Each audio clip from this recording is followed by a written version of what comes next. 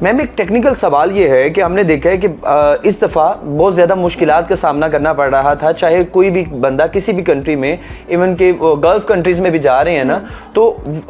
Airport पर बाकायदा तौर पर उनको कहा जा रहा था कि अगर आपके पास उतनी अमाउंट वहाँ पर रहने के लिए है, आप शो करवाएंगे, then you can travel, otherwise आप ट्रैवल नहीं कर सकते। देखिए, मैंने आपको इससे पहले क्लियर किया कि अगर आप 10 डेज़ के टूर पे जा रहे हैं तो आपके पास एयरपोर्ट पे शो करवाने के लिए इतना शो मनी होना चाहिए। शो मनी है, बिल्कुल शो मनी है, हर कंट्री में ही है, क्योंकि अगर आपने वहाँ पे जाना है तब जाते ही अगले कंट्री पे बर्डन नहीं बन सकते, क्योंकि आपको पता है कि अगर हम गल्फ कंट्रीज में बात करें, सऊदी अरेबिया की ही बात करें, लोग यहाँ पे जाते हैं उम्रा करने के लिए, जाते वो उम्रा करने की नीयत से ही है, लेकिन वहाँ पे फिर काम करना स्टार्ट कर जाते हैं या वहीं पे स्टे कर लेते हैं। तो अगर आप 10 डेज़ के प्लान पे जा रहे हैं तो आपके पास इतना बजट होना चाहिए कि अगर आप दूसरे कंट्री में जाते हैं, जाते ही वहाँ पे वर्क स्टार्ट नहीं कर लेंगे, जाते ही उनके कंट्री पे बर्डन नहीं बन जाएंगे, बल्कि जो आपने टूर का प्लान दिया हुआ है उसके मुताबिक अपना बजट आप अपने पास लेके चल रहे हैं। मैडम ये शो मनी बेसिकली आपने बड़ा अच्छा है, इसमें भी एक्सप्लेन कर दिया है, लेकिन आसान लफ्ज़ों में जितने भी व्यूवर्स देख रहे हैं FK वीज़ा कंसल्टेंट के ऑफिशियल पेज पर,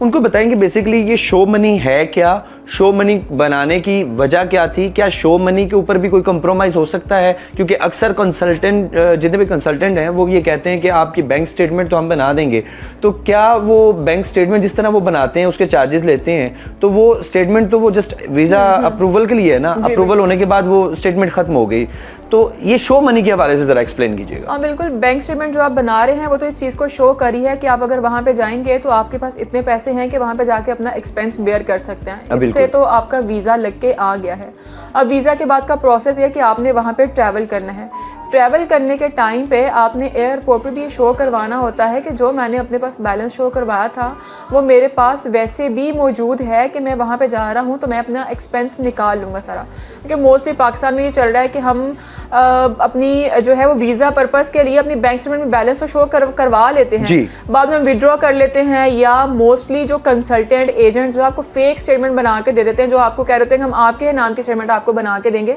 फिर आपको ट्रैवल करने के टाइम पे इशू का ज़रूर सामना करना पड़ता है कि आपको ट्रैवल नहीं करने दिया जाता, क्योंकि आपके पास उतना शो मनी होता नहीं है जो उस कंट्री के 10 या 15 डेज़ का आपका एक्सपेंस निकाल सके। इसलिए जो भी कंसल्टेंट है, एजेंट है, उसको चाहिए वो अपने क्लाइंट को आगे मज़ीद बताए भी कि अगर इतना आपका टाइम लग रहा है वीज़ा का रिस्पॉन्स आने में, तो आपने इतने अपने पास पैसे ज़रूर जमा करने हैं कि अगर आपने एयरपोर्ट पर जाना हो तो आपको वहाँ पर क्लियरेंस दी जाए।